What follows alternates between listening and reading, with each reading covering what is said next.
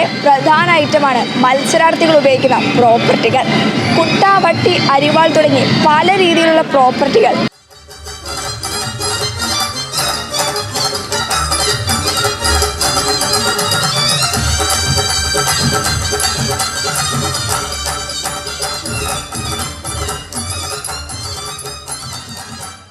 എൻ്റേത് ഒരു നാടോടി നൃത്തമായിരുന്നു. ഒരു പുതിയതായിട്ടുള്ള നാടോടി നൃത്തമാണ്.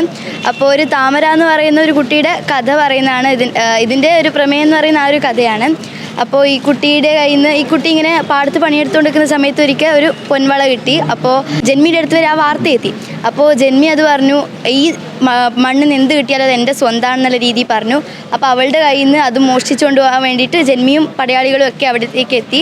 അപ്പോൾ അവൾ ഓടി. പിന്നെ ആർക്കും കിട്ടണ്ട എന്നുള്ള രീതിയിൽ അവൾ അതിനെടുത്തൊരു കയത്തിലേക്ക് വലിച്ചെറിയാണ്. ഈ റാന്തൽ എന്ന് വെച്ചാൽ അപ്പോൾ ഇതൊക്കെ കണ്ടിട്ട് ഇവളുടെ അമ്മ ഓടി വരുന്നുണ്ട്. അമ്മയുടെ മനസ്സ് പൊട്ടി ചിതറുകയാണ്.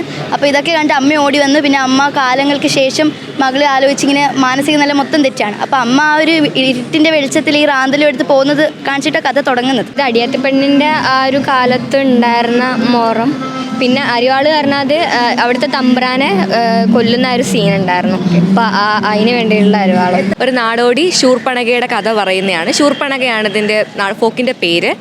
അതായത് ശൂർപ്പണക അറിയാമല്ലോ, രാവണൻ്റെ സഹോദരിയാണ്.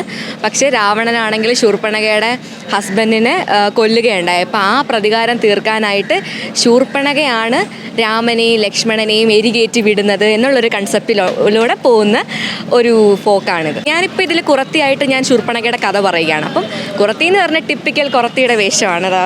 അങ്ങനെ അപ്പോൾ കുറത്തിയാണ് കഥ പറഞ്ഞു പോകുന്നത്. അതുകൊണ്ട് കുറത്തിയുടെയാണ് മയിൽപ്പീലി.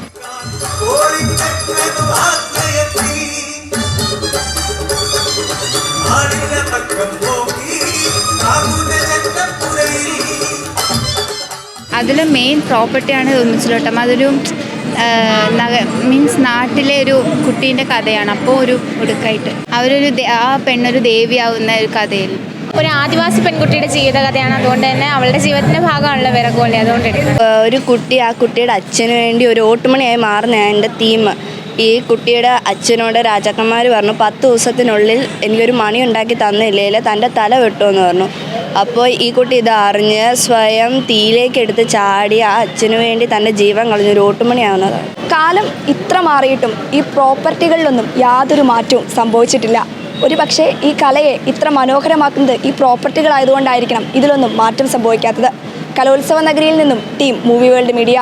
അൽ Azhar group of institutions, Perumbalichira, Thodupuzha.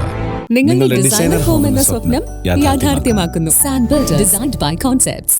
Change ആകണമെങ്കിൽ മൈജി തന്നെ പോണം. ലേറ്റസ്റ്റ് ബ്രാൻഡ് മൊബൈലുകളും ബെസ്റ്റ് ആക്സസറീസ്, ഒറിജിനൽ ബ്രാൻഡുകളുടെ wide range. MyG future. Change ആകൂ, വേറൊരു റേഞ്ച് ആകൂ.